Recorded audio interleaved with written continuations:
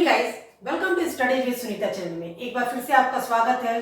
Study with Sunita channel guys, आज मैं आपको पढ़ाने जा रही हूँ जो आपके एग्जाम में UP TET, C TET, super TET की जो क्लास में आपके मैं कुछ एंटोनिम सिनोनिम्स पढ़ा चुकी थी। आज की जो क्लास है वन वर्ड सब्स्टिट्यूशन की क्लास है, ठीक है ना। जो आप जानते ही हैं कि antonym, synonym, one word substitution, phrase, ये सब बहुत इंपॉर्टेंट है और एग्जाम में आते ही आते हैं, ठीक है। और ये इतने ढेरों सारे हैं कि आप याद करना आपके लिए मुश्किल है। तो ये सब आपके लिए तभी संभव है जो जब इसको आप समझ के पढ़ेंगे और प्रीवियस ईयर के क्वेश्चन से मिला के जो भी आए हैं उससे मिलाकर पढ़िए, ठीक है ना। लेकिन आपके प्रैक्टिस में आप रहेंगे तो आपको याद नहीं करना पड़ता है, ठीक है।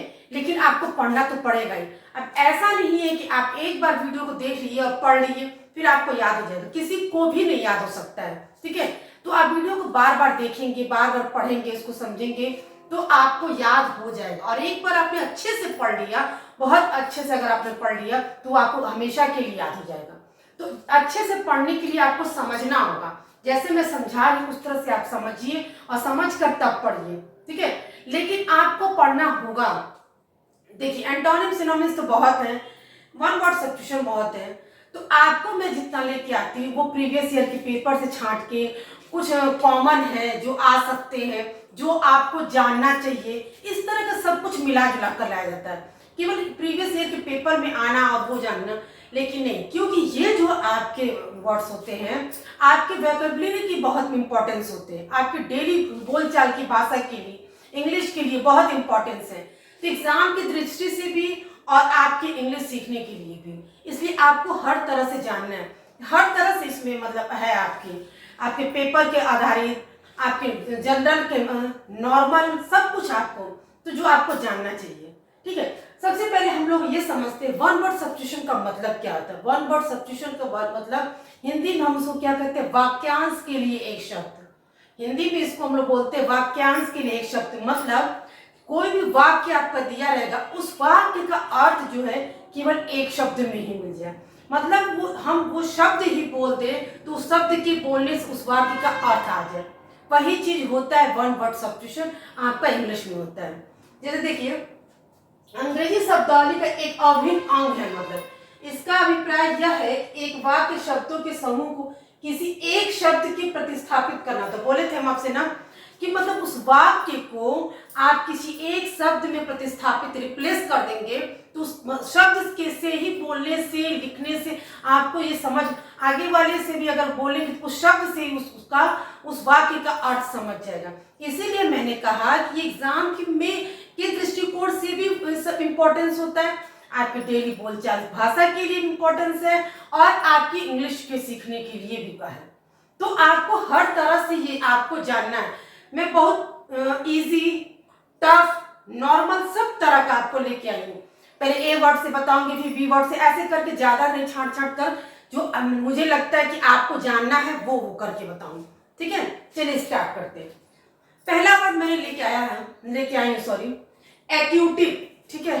आप ये समझ लीजिए, अगर हम लोग एक्यूटिक शब्द बोलते हैं, एक्यूटिक शब्द से ही हमको समझ जाना कि जलचर, मतलब जो जल में जो रहने वाले जानवर होते हैं उसको हम एक्यूटिक एनिमल्स कहते हैं। देखिए अब ये कॉमन इसलिए है कि जो छोटे बच्चों के क्लासेस पे जो पढ़ाते हैं उसमें वहां उस बुक्स में भी लिखा रहता है। अगर आप मान लीजिए जब ये टीचिंग क्लास के लिए है, छोटे बच्चों की जो क्लास में आपकी ज्वाइनिंग होगी तो वहां अगर ये वर्ड आएगा तो आपको जानकारी होनी चाहिए। तो इस तरह से मतलब आपको नॉलेज होनी, एग्जाम पास करने के लिए एक बार आपने पढ़ लिया, आप उसकी मीनिंग जान के वहां जाके लिख दी। लेकिन आप इसको अच्छे से, जैसे मैं एक्सप्लेन करके बता रही हूँ और आप उसको पढ़ लिया तो आप कहीं भूलेंगे नहीं।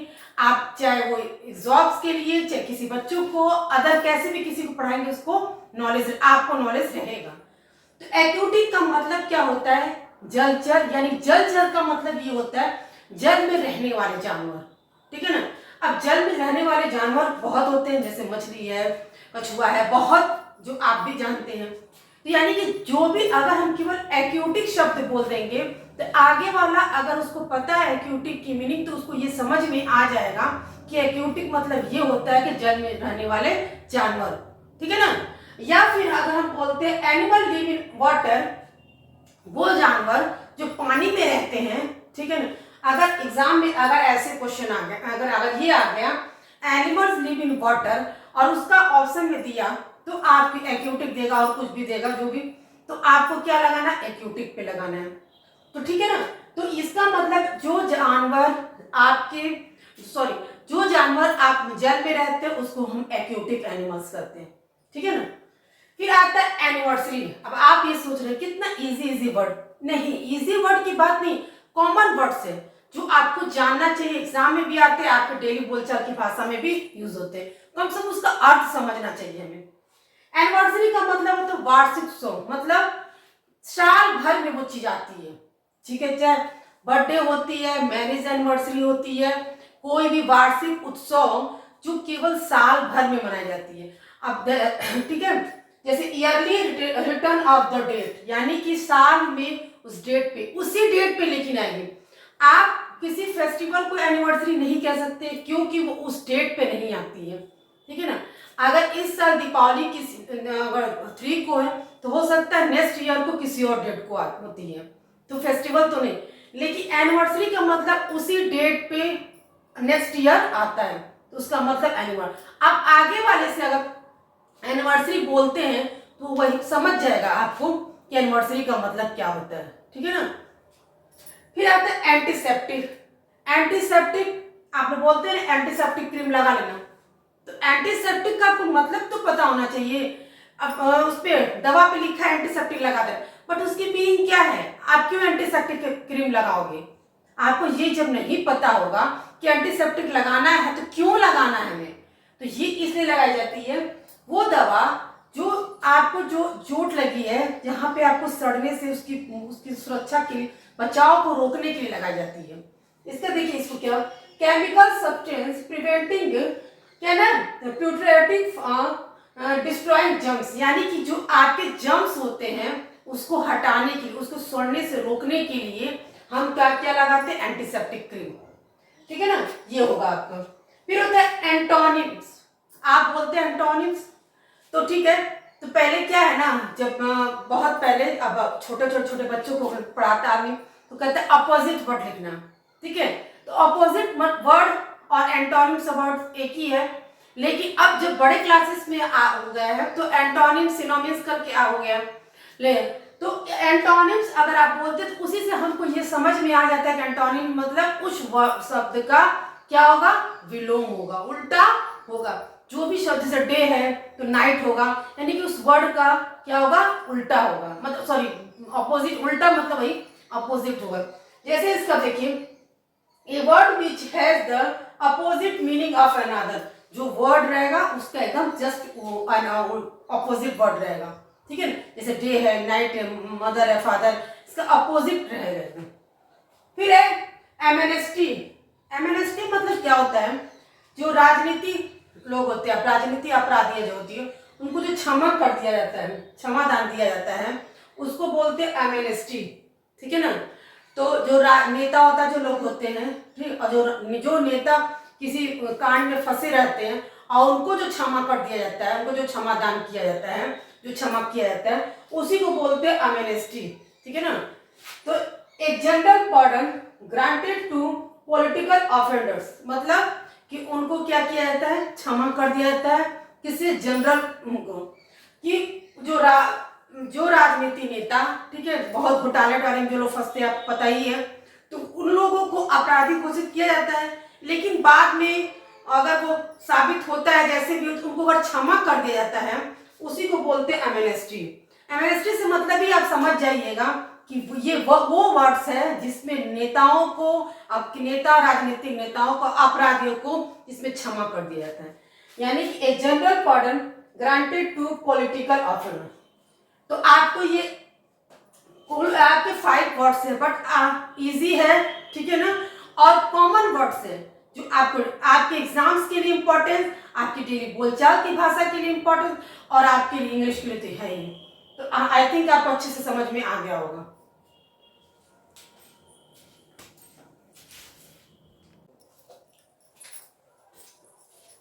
चलिए गाइस, अब हम लोग आगे का कुछ वर्ड्स पढ़ते हैं। अभी तक ए वर्ड्स मैंने 5 आपको पढ़ाया, वो जो बहुत जनरल, जो एग्जाम में भी आते हैं और आ सकते हैं और डेली बोलचाल की भाषा के लिए और बहुत कॉमन वर्ड्स थे। ठीक है, अब फिर पढ़ते हैं हम लोग बी वर्ड से। ठीक है, मतलब ए वर्ड बी वर्ड मत समझिएगा, कहने का मतलब ए से कुछ ऐसे वर्ड्स में लेके आई, बी से ऐसे कुछ वर्ड, सब मिला जुला के भी आपको वर्ड्स में बताऊंगी, लेकिन आपको कुछ जो कॉमन है जिसे मुझे लगता है कि आपको जानना चाहिए।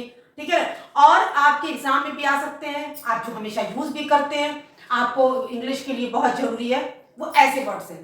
ठीक है, देखिए बैचलर, ये बहुत कॉमन वर्ड्स है, आप बोलते भी हैं ये बैचलर, और मैं ये भी जानती हूँ कि आप जानते भी होंगे। बैचलर का देखिए अर्थ कुंवारा होता है, लेकिन ये बैचलर तभी हम बोलते हैं जब तक वो कुंवारा है। ठीक है, खैर वो तो बात सही है कि जब कुंवारा है तो भी बैचलर बोलेंगे, लेकिन इसका मेन अर्थ होगा a man who remains unmarried, जब तक वो शादीशुदा नहीं है, जब तक वो अनमैरिड है तब तक वो बैचलर है। ठीक है, चाहे वो बॉयज हो चाहे गर्ल्स हो, जो भी हो, लेकिन हम लोग अगर हम केवल ये भी बोल देते हैं कि अनमैरिड है, तो अनमैरिड से ही हम लोग को ये समझ में आ जाता है कि वो शादी उसकी मैरिड नहीं हुई है मतलब। ठीक है, और बैचलर से भी बोलते हैं तो भी हम यही समझ में आएगा कि उसकी शादी नहीं हुई है। तो बैचलर का मीनिंग यही समझ में आ गया। उसी तरह से एक वर्ड बैचलर से ही होता है, बैचलरहुड। ठीक है ना, तो बैचलरहुड ये तो तब बोलेंगे जब तक वो बैचलर, मतलब कहने का मतलब वो बैचलर से मैरिड भी हो सकता है। ठीक है, क्योंकि वो तभी तक ना बैचलर है जब तक उसकी शादी नहीं हुई है, तब तक आप बैचलर बोलते हैं। उस बैचलर इंसान की वो अनमैरिड से मैरिड भी हो सकता है। ठीक है ना, वहां संभावना है कि अनमैरिड से मैरिड हो सकता है। बट इन वर्ड्स में बैचलरहुड में ब्रह्मचर्य, इनमें वो हमेशा जो साधु संत होते हैं, जो स्टेट्स पे रहते हैं, जो हिमालय पे रहते हैं, जहाँ पे मतलब जो भक्ति जो करते हैं, वो जो संत हैं वो शादी नहीं किए। ठीक है ना, वो ब्रह्मचर्य का ही पालन करते, वो कभी वो ऑल ओवर हम लाइफ वो हमेशा ब्रह्मचर्य ही रहेंगे, यानी the state of being unmarried, वो हमेशा क्या है, अनमैरिड रहेंगे, उनकी मैरिड होने के चांस है। जो ब्रह्मचर्य होने का प्रक्रिया है वो ब्रह्मचर्य ही रहेगा, उसको हम क्या कहते हैं, बैचलर हुड। अगर आपको कोई बैचलर बोलता तो समझ में आ गया कि भैया बैचलर है मतलब अनमैरिड है, लेकिन आपसे कोई ऐसा कहता है कि वो बैचलर हुड है, इसका मतलब वो ब्रह्मचर्य है। ठीक है, सन्यासी जिसको बोलते हैं। फिर है बारबेरियन, असभ्य, अशिष्ट, मतलब असभ्य व्यक्ति जिसको किसी चीज की तमीज नहीं है, किसी से न बात करने की तमीज, न किसी से बोलने की तमीज, न खाने, कोई भी उसके अंदर कोई तरीका ना, उसी को हम क्या बोलते हैं, असभ्य, अशिष्ट। ठीक है, जैसे a person who is uncivilised, मतलब उसके अंदर किसी भी चीज के लिए कोई भी मतलब सब उसके अंदर क्या ऐसी चीजें हैं जो आपको नहीं पसंद आई, जैसे असभ्य है वो। ठीक है ना, न किसी से बोल पाता है ठीक से, न मतलब बोलता है तो गाली वाली बात बोलता है, बोलने का ढंग नहीं है। ठीक है, उसी को हम क्या बोलते हैं, बारबेरियन, असभ्य। ठीक है, फिर होता है बैरन, बंजर। ठीक है ना, बंजर वो चीज है जिस जमीन पे आप कुछ भी उगा नहीं सकते, कहा जाता है ना वो बंजर जमीन है, तो जो हम कहते हैं जब वो बंजर जमीन है तो वहां हम किसी भी प्रकार का अनाज को उगा नहीं सकते, वो चाहे वो कुछ भी हो जाए। तो यानी कि हम क्या करेंगे, बैरन लैंड है, यानी कि वहां कोई जमीन नहीं, सॉरी कोई अनाज नहीं होगा। जैसे a land that does not grow anything, यानी कि उस जमीन पे कुछ भी नहीं उगाया जा सकता। ठीक है ना, अगर ये इस तरह से आया land that does not grow anything, जैसे भी सेंटेंस जैसे भी बनाए तो आप ये समझेंगे, जहां पे ये इस तरह का सेंटेंस आता है कि land does not growing anything, इसका मतलब कि उस बंजर की बात, उस जमीन पे कुछ भी उगाया नहीं जा सकता, बैरन। ठीक है, उसके बाद आता है बास्टर्ड। देखिए ये गाली आप हमेशा सुनते भी होंगे आम भाषा में, अगर आपको पता है तो ठीक है, नहीं पता है तो पता होना चाहिए, क्योंकि बोलते समय इंसान नहीं सोचता है कि हम क्या बोल रहे हैं, क्या वो सही है कि गलत है। ठीक है, और कहाँ हमको यूज करना चाहिए, इस वर्ड को हमको कहाँ यूज करना चाहिए। बास्टर्ड मतलब होता है अवैधानिक बच्चा, यानी कि वो लॉफुल से, मतलब जैसे a child not born of lawful marriage, अगर जो बच्चे मैरिज करके जो पैदा होते हैं तो वो एक तरह से कानूनी होते हैं, और जो अनमैरिड करके जो बच्चे पैदा होते हैं उसी को हम लोग क्या कहते हैं, बास्टर्ड, अवैधानिक बच्चा। जो बिना मतलब शादी के बच्चे होते हैं उनको हम बोलते हैं बास्टर्ड। ठीक है, क्लियर। अब आता है बाइबिलोग्राफी। ठीक है, बाइबिलोग्राफी यानी कि पुस्तक सूची, इसका हिंदी है बाइबिलोग्राफी का पुस्तक सूची, list of books and writing of on an author और अबाउट सब्जेक्ट, यानी कि कोई किसी भी सब्जेक्ट की जो है आपको पुस्तक की सूची बनानी है। जिस राइटर की भी बनानी है आपको, उस राइटर की आपको क्या एक लिस्ट बनाना होगा कि उन्हीं राइटर की सारी की ये बुक होनी चाहिए, ठीक है। जैसे मान लीजिए आपको लिस्ट किसी भी सब्जेक्ट की बुक बनानी है, तो आप अगर जयशंकर प्रसाद की बनानी है, तो अगर जयशंकर प्रसाद की पूरी लिस्ट अगर बना रहे हैं आप, तो उस लिस्ट में उस बुक की क्या राइटिंग, उसका लेखक का नाम लिख के और उस लिस्ट की सूची बनाएंगे, मतलब अगर उसी लिस्ट की चाहिए तो, ठीक है। तो मतलब कहने का मतलब बुक्स की लिस्ट जो बनाई जाती है उसी को हम क्या बोलते हैं, बाइब्लियोग्राफी। फिर बिगामी, ये ऐसे वर्ड है जो आप नहीं जानते भी होंगे। बिगामी यानी एक जो व्यक्ति एक समय में दो पत्नी या दो हस्बैंड जो रखते हैं, ठीक है, उनको हम बोलते हैं the practice of having two wifes और हस्बैंड एट अ टाइम, यानी एक समय में या दो पत्नी या दो हस्बैंड जो रखते हैं उसी को हम बोलते हैं बिगामी। क्योंकि ये वर्ड यूज किए जाते हैं इसलिए आपको जानना जरूर। बिगामी मतलब यानी कि वो बिगामी है, या तो भाई अगर लेडीज को बोला जाएगा तो दो हस्बैंड रखे और जेंट्स को बोला जाएगा तो दो पत्नियां रखी होंगी, इसीलिए बिगामी, ठीक है। फिर है बायोलॉजी। बायोलॉजी आप जानते हैं सब्जेक्ट्स है, ठीक है। बायोलॉजी मतलब जीव विज्ञान, जो साइंस ऑफ लाइफ और लिविंग बीइंग प्लांट्स, जो आपके साइंस में लिविंग प्लांट लिविंग थिंग्स को और प्लांट्स के बारे में जो पढ़ाया जाता है, बायोलॉजी में केवल वही पढ़ाया जाएगा। जैसे साइंस में आपको सब कुछ पढ़ाया जाएगा, ठीक है ना, बायो और बॉटनी जीरोलॉजी सब कुछ पढ़ाया जाएगा, बट आपको सिर्फ बायोलॉजी में, आपके जीव विज्ञान में ये आपको क्या पढ़ना है कि आपके लिविंग थिंग्स के बारे में और प्लांट्स के बारे में पढ़ाया जाता है। तो गाइस आपको अच्छे से पूरा समझ में, और मैंने ऐसे वर्ड्स लिए हैं जो आप हमेशा देखेंगे कॉमनली बोले भी जाते हैं और समझ में एग्जाम में भी आते हैं, और जो आपके लिए हमको लगता है जानना बहुत जरूरी था, ठीक है। तो आप आज आपका जो सेक्शन था वन वर्ड सब्स्टिट्यूशन, इसमें से आपको दो तीन क्वेश्चन तो मिलना ही मिलना है। इस वीडियो को पूरा देख के पढ़ के समझ लीजिए और अच्छे से देखिएगा, ठीक है। तो मिलते हैं नेक्स्ट वीडियो में।